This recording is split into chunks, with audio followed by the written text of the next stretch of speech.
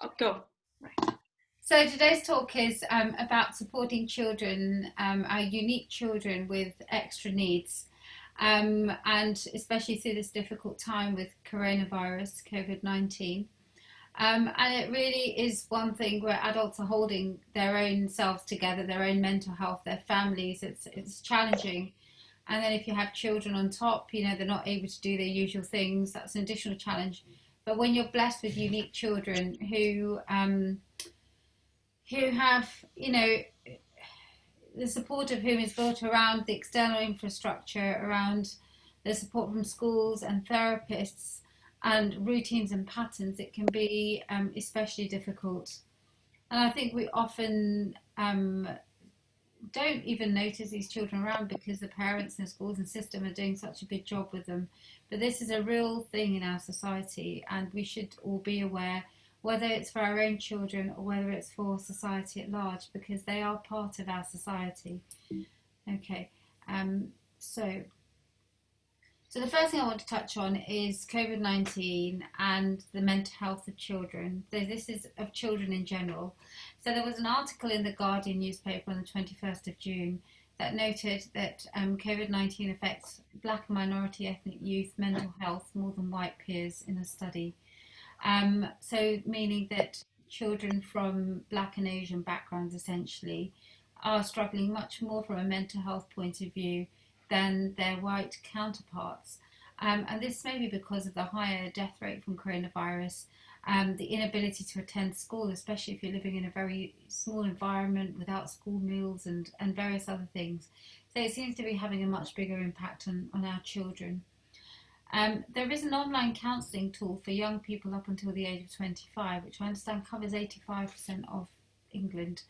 And it's called Couth. It's a free counselling service.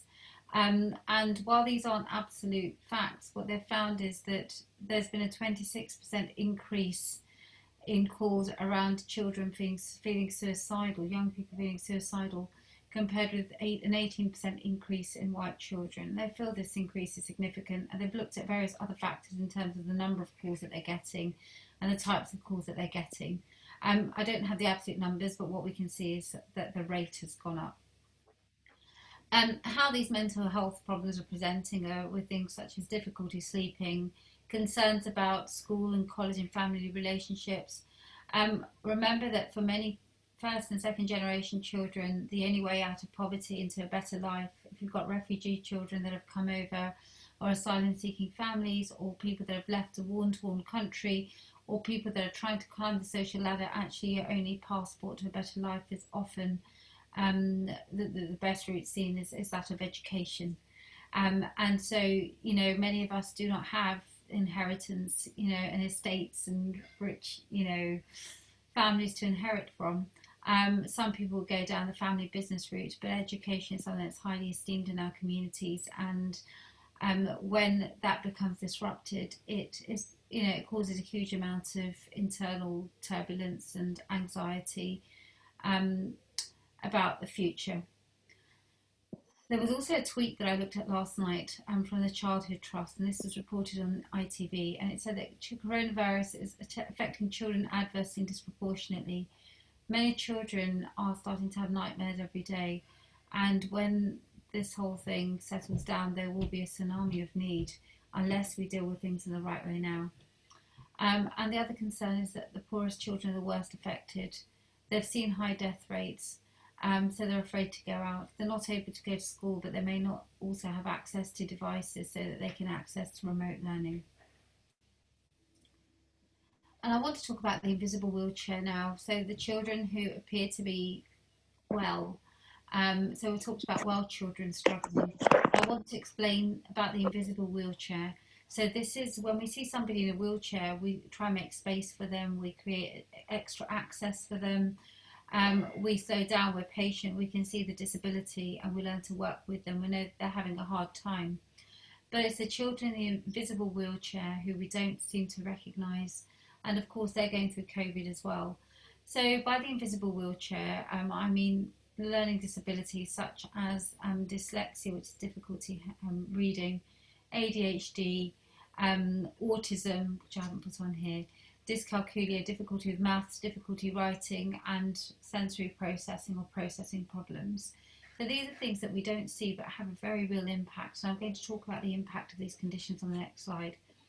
So this is not a problem with intelligence or motivation. It's not that these children don't want to do well, that they don't want to have a good life. It's just that the difference lies in how they receive, process, and retain information. So their brain works in a way that's not neurotypical, works in a very different way. Other, what I would call invisible wheelchair conditions, so special educational needs, would include things like anxiety, depression, OCD, and eating disorders, which we know are all very, very common and actually becoming much more common in our children and young people. And then, of course, we have the visible wheelchair where you have physical disabilities, but say, for example, somebody's blind, that might not be so obvious. So these are our extremely vulnerable young people. And I want to look at Muslim children and intellectual disabilities, so things like mental health conditions and learning difficulties. So estimates suggest that up to 7% of children with intellectual disabilities in the UK will be Muslim in 2021. So that's quite a large number compared with our overall, compared with the overall rate. So something like autism we think is approaching 0.5 to 1%. Of children. But if we're looking at 7%, that's quite a high number. And of course, it includes the other conditions as well. This seems to be above baseline. Children with intellectual disabilities face social isolation, lack of extended family support, problems accessing health, education, and employment. So I'm just going to minimize this so I can, I don't know, can you still see me? Yes. You can, fine. It's just I couldn't see my screen. Okay. What is the impact? So these children have low self-esteem and they are not accepted or integrated into mainstream society, which is a very tough life to live, not just for themselves, but their families. Often there's a belief that these sorts of disabilities are caused by jinns and supernatural causes, which you know is not true. In fact, they're caused by a combination of genetic, birth, and environmental factors. So, say a birth injury, or you've got the genes, but it's not been diagnosed higher up in the family tree. But perhaps you've had some trauma or stress or something. We know children that face stress in their early years much more likely to have difficulties such as autism. And other neurobiological difficulties, and of course the environment in which we live, perhaps the food that we're eating, the lifestyles that we're living. There can be lots and lots of factors, but it's not caused by supernatural causes. So we've talked about some of the challenges for healthy children, but what are the additional challenges for children with special needs? So these children usually have a baseline higher level of anxiety, and this only goes up during this period. It's much harder for them. They're facing a loss of routine and structure, and that routine is very, very grounding for them. It tells them what's going to happen next, gives them a sense of certainty in the world. Some of them may be suffering with obsessions such as hand washing and fear around cleanliness and hygiene. They may be afraid of leaving the house. They are facing social isolation more so than your healthy fit children, because they may not have as a robust a circle of friendships. That's often difficult for children with additional needs. Some children, for example, children with autism, may face an obsession with facts or information. They may want to know everything that's going on and have a lot of questions and a lot of theories, and they may become quite fixated with some of this information. We also have their parents who are facing a loss of support, loss of infrastructure from services. Then some of these conditions are associated with increased, actually just addiction to screens. And we know that can always be linked with behaviour problems. There's a problem of boredom, restlessness, and the need to move. For example, with ADHD, the children it's very hard. So if you're living in a small space, managing that child is extremely difficult. And also then the baseline of a heightened fear at home. So I wanted to bring in just a couple of slides on the Islamic perspective on disability. So I understand the majority of people here are going to be from Bangladesh and Somali backgrounds. So I put in a couple of verses from the Quran talking about disability and how we view it from an Islamic perspective. So Allah subhanahu wa ta'ala says in the Quran, ليس على الأعمى حرج ولا على الأعرج حرج ولا على المريض حرج ومن يطع الله ورسوله يدخله جنات تجري من تحته الأنهار ومن يتولى يعذبه عذابا أليما. So there is upon the blind, there's no guilt upon the blind or the lame or upon those who are chronically ill if they are not able to take part in the battles. And whoever obeys Allah and His Messenger, He will admit him to gardens beneath which rivers flow. And in a similar verse in Surah Nur, there is not upon the blind any constraint, or upon the lame any constraint, or upon those who are chronically ill, so for example have a mental health illness or a physical illness, when you eat from your own houses or the houses of various relatives. But when you enter the houses, give greetings of peace upon each other, greeting from Allah, blessed and good. So thus does Allah make clear to you the verses that you may understand.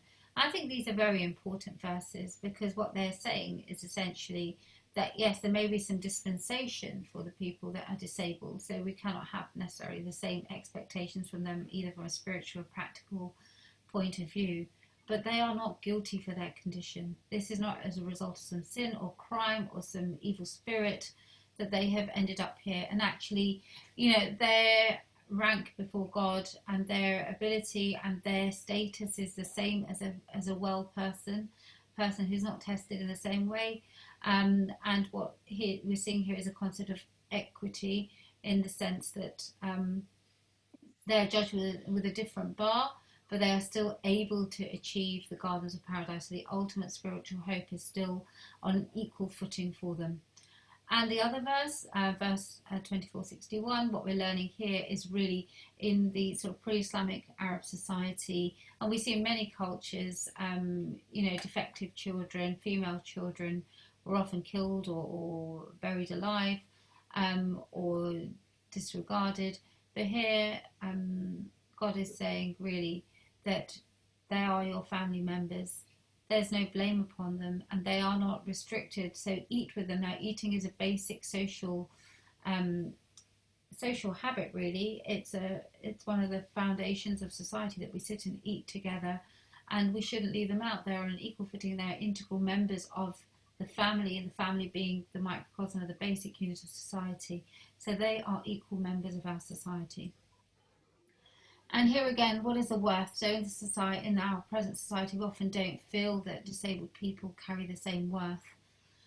What we often tend to find is that, unless you're economically productive, you're not treated the same way. So a stay-at-home mother, people that are on council benefits, people that have a disability, even despite all the rights, we know that their lives are not filled with the same kind of quality that we would like them to be. And it's a sad state. We've just seen the whole Black Lives Matter protest, people of a different colour feeling treated unequally. But actually, let's look at what Islam says about the worth of these people.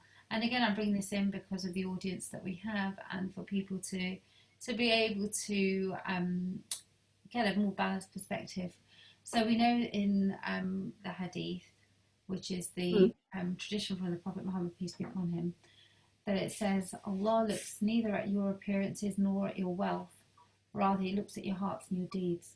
And you don't need to be physically or mentally, completely perfect for that. What you're finding is that He is looking at the quality of your heart, your spiritual heart, your character, your behaviour, your conduct, your wanting good for other people.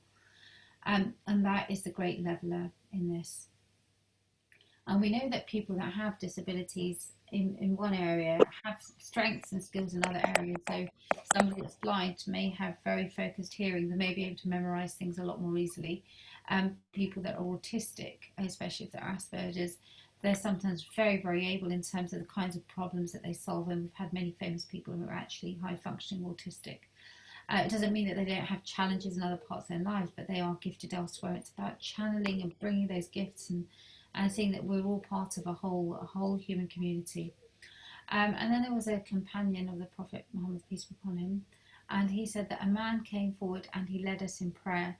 That man was lame, as his leg had been hit in the cause of Allah, so he may have been maimed in the battle, but yet he was not seen as any lesser than them. For you to be able to lead the prayer, you have to be considered as somebody who has the best skills, for example, in reciting Quran. So he was allowed to have a leadership position and a position of respect and status, despite the fact that he was lame.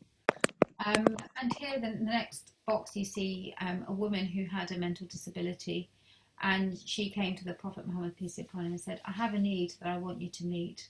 And he responded, "Choose how you would like me to walk with you, so that I may know your need and meet it." So she obviously had a particular need. He treated her with compassion. He met her need, and he walked with her until she had her need fulfilled. So he didn't despise her. He didn't look down on her. He didn't see that she was a waste of time or a waste of place in society. Rather, he met her with compassion and forbearance and chose to meet her need. And lastly, one of the famous caliphs after the Prophet Muhammad, peace be upon him, passed away, Umar ibn Abdulaziz, rahimahullah, he asked the governors to send him the names of all those who were blind, crippled, or with a chronic illness, including mental illness, that prevented them from praying. So their names are submitted, and he in turn ordered that every blind man should have somebody to guide him and look after him, and every two people with chronic illness or a special need should be attended by a servant to serve and care for them. So this was a basic infrastructure of the early Islamic State, was recognizing and valuing people with disabilities who are not necessarily economically productive in life, and to be able to provide a welfare state for them because they were people of equal value.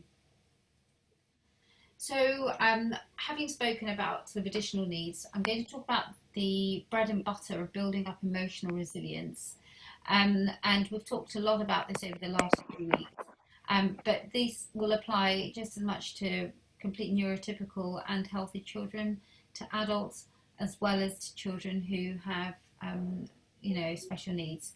So the first thing, I've got 10 points here, is a gratitude journal, and to write down between 3 and 10 things every day in this journal that you feel grateful for, and it doesn't matter how big or how small they are, and ideally to look for something different. Make sure there's a good dose of laughter in the house. Find something silly. It's not good to be serious all the time. It really isn't good for you. In fact, I was reading today that a proper smile engages 16 muscles of the face, and it produces the same amount of internal happiness as eating 2,000 bars of chocolate. So I think a little bit of laughter goes quite a long way. And tip number 3 is acts of random kindness. We spoke a bit about this last time. But, don't wait for people to ask you. Go and put that kettle on, make a nice cup of tea, or give a foot massage or a hug, or do a chore for somebody, something where you're not expecting anything in return. And you'll find that that really boosts your sense of well-being. Children can also write a letter to themselves. They can write a letter to themselves looking forward 30 years and giving them advice for this time now. And that's a really great way, because what they'll realise is to put things in perspective and to see that everything's actually going to be okay. But I think that's quite a fun one to do. Tip number 5 is encouraging a growth mindset. So I don't know how many people are familiar with this, but a growth mindset is really about thinking that things are not fixed. They're thinking, rather than that I'm bad at something, that I can become better at something. Having a mindset of hope, mindset of change. And I've given some resources at the end that can be used to develop this. And of course, you can Google, there are lots and lots of resources around the growth mindset. But especially when people are struggling, telling them, well, you can't do this right now, rather than putting them down, actually, we can't do this yet, but we're going to learn how to do it, and that will be okay. And if we make a few mistakes along the way, that's also fine. We've spoken a lot about exercise in the past, but getting out, getting any amount of exercise, getting sunshine, being in the greenery is really, really healthy. It helps the brain to switch off. It releases endorphins, which are happy hormones, and it helps to improve your health overall, to fight the inflammation around, and become more resilient physically as well against coronavirus. Point number 7 is celebrating the strengths. So if your child does something well, rather than always nitpicking and say, well, this isn't good, that isn't good, actually say, actually, you've done this really well. Find the things that they're good at, build them up. This is your golden opportunity. Point number 8 is spending some special time reading to them, even if they're able to read. Reading is a very, it's a very special activity, because it brings us physically close to one another. It wires our brains together. It gives us a close and shared emotional experience, and it's something that's actually very pleasurable and allows a child to feel that they're getting one-to-one time. And I particularly enjoy reading children's fiction. I think it, it takes me away from the adult world, and I really love it actually. But I wouldn't pick it up on my own. I think, sometimes I feel that, life is full of all this serious stuff, and I've got great mountains to conquer. But actually, sitting down with a children's book is really, really pleasurable. It takes you away to a fantasy world. And then social connection, greeting people. So last week, I think we did mention the hadith, and the Prophet, peace be upon him, came to Medina. He said, advised people to afsahus salam, so greet people, feed people, and pray at night, and keep your ties of kinship, and you will enter paradise without any difficulty. And actually, social connection is something that's a particular problem in London. We don't say hello to people, we don't know people. But this is a time to take the first step. If we're craving it, other people are. And our children should be trained in this, so we should teach them to say hello. Obviously, not to become overly friendly with strangers, but if you see people around, make them the first ones to say hello and greet people with a smile. And lastly, tip number 10 is a 7-second hug. So we find that the average hug is 2.1 seconds, and it's good, but it's not enough to release the oxytocin, the hormone of connection, love and security. So make it a nice deep hug and make it for 7 seconds. And I think we'd all love to just, bathe in those hugs and be embraced for a lot longer. Okay. The next slide I have is around additional consideration. So for our special children, we've got some extra special things to think about. Firstly, as I said, it's very, very important to talk to all children, to listen to them and give them emotional support at this time. But as we mentioned earlier, children with additional needs often have a heightened level of anxiety, so it's even more important that we are available for them. Point number 2, give them routine and familiarity. So as much as you're able to, create a family routine, create a timetable, make it visual if you can, put it up, so that children, it gives them a degree of certainty at this uncertain time. And put in some things that are familiar, for example, familiar foods or familiar activities, if that's watching a TV program that you do together, or, playing with their favourite toys. So make it a routine and make it familiar as much as possible to try and compensate. If they're able to go to school and you feel it's safe enough, then do consider that, because it gives them, again, a sense of routine and familiarity, even though school is not quite the same as before. Screen time is a particularly big problem at the moment. A lot of children are on devices all the time, and that can be quite challenging for the parents, and also it can affect the behaviour of the children. We need to recognise that these are extraordinary times, so being a bit more lax with the screen is probably okay, so long as you have things like parental control in place and some clear boundaries, for example, no screen time an hour before bed, and perhaps deciding when you have your screen time, so you make it clear. It might be more than usual, but it's important to set boundaries. And make sure all the basic things are still happening, so that getting a proper, good quality sleep with enough hours, they're getting some exercise, nutritious meals, all those things should still be happening to maintain their physical and mental well-being. I think it's especially important for children with additional needs to have contact with their friends, because their friendship circle may be less secure, and they may be very anxious about this. Especially children with autism can worry about forming and holding out friendships because their social skills are compromised. So make a special effort to get them either on Zoom or Google Meets or Hangouts, and take the initiative if you have to on behalf of your child. And then when you feel ready, you could go out for a socially distanced meetup, such as a game of tennis outside, which is allowable. It's also important to limit the exposure to COVID-related news. So one way to do this is to make sure you only check the news or put it on or check the news feed once or twice a day, but not more than that. Some children, especially with autism or OCD, can become really obsessive about this. They may want all the information. They may start asking very, very complex questions and find it hard to switch off, and their whole life might become a fascination for them. So it's important to limit their exposure and to talk to your child and address their concerns. But also sometimes you might find that the conversations get very circular or impossible to solve, and it's important just to take a step back and set some reasonable boundaries on these discussions to avoid getting embroiled. And lastly, to manage the anxiety and the obsessions, again, you could use some breathing, mindfulness and meditation techniques. Okay. The other thing that a lot of children from minority backgrounds are dealing with are loss and isolation. How do we deal with this? Well, as I said, it's especially important for our communities to maintain contact with family and friends, and to let people know they can talk whenever they want via video calls or online, and now with socially distanced meetups within the advice given by the government, although I do feel that as a community we should be a little bit more careful. Um, we need to give our children opportunities to talk about how they're feeling, but also giving them space to grieve in ways that work for them. Teenagers especially might need some private space in the house during lockdown. So you could do this by creating a rota to share rooms, so that that child has some extra time to have some space to themselves. And then you could think with them about things that might help them communicate or express how they're feeling. So I've kind of chopped off the bottom of the slide, but it is there when you get the presentation. So lots of suggestions here. For example, they could write a letter to the person that they've lost and say all the things they want to. They could write to someone who's supporting them to know tell them what you're going through on a day-to-day basis. Keep a journal or a diary of how they feel, making a painting or pictures, writing songs or poems, and creating a memory box full of items and pictures. These can all be ways for them to identify with their feelings.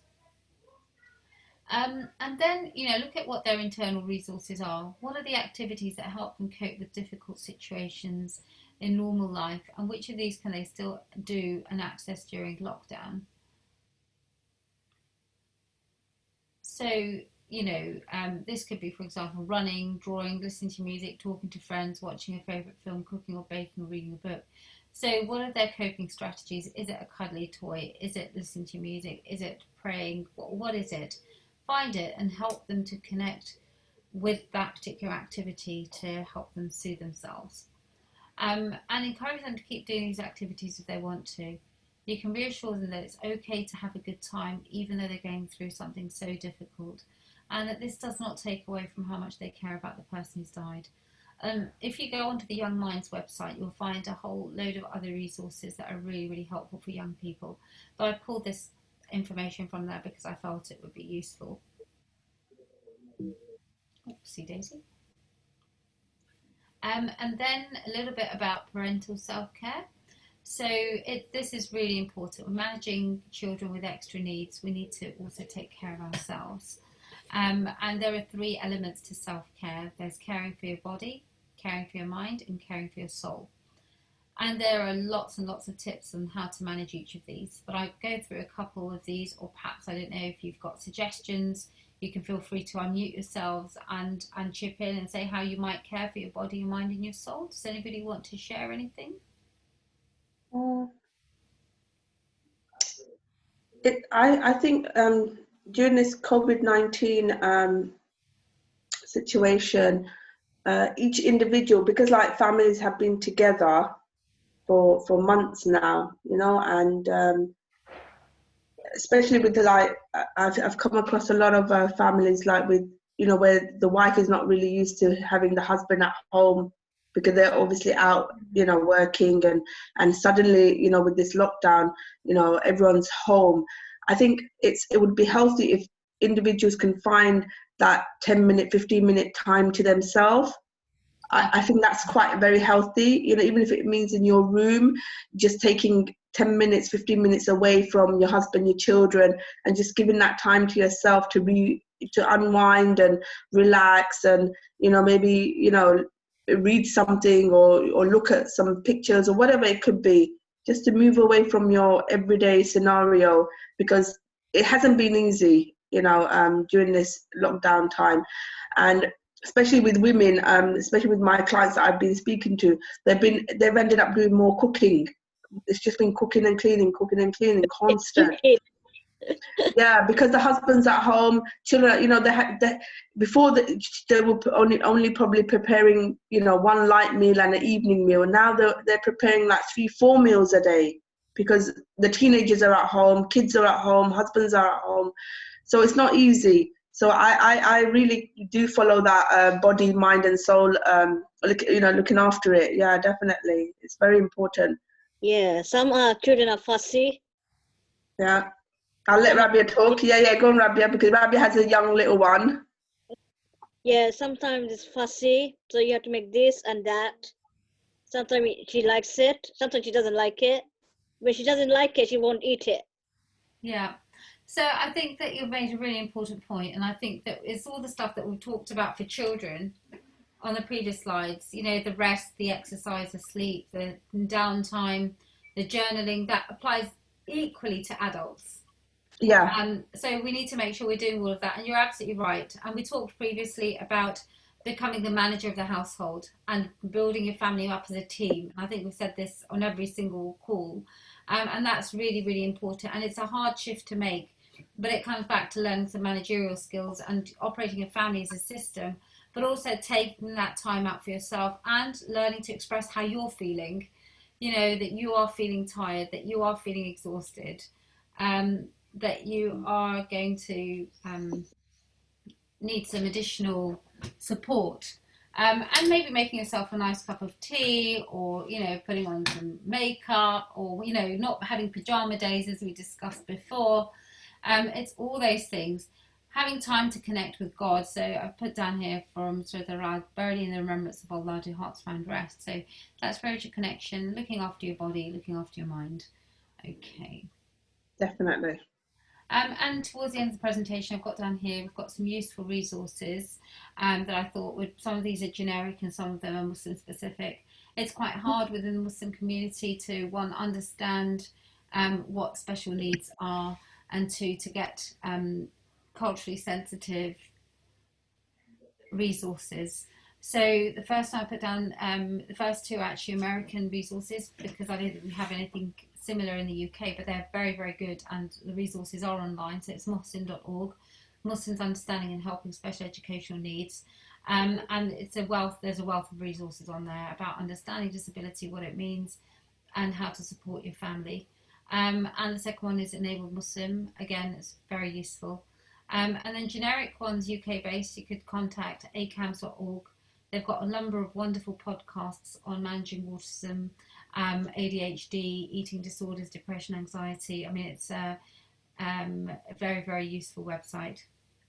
Autistica.org, specifically for autism, Autism College, that's an American site. Youngminds.org.uk, so children that are generally struggling with mental health.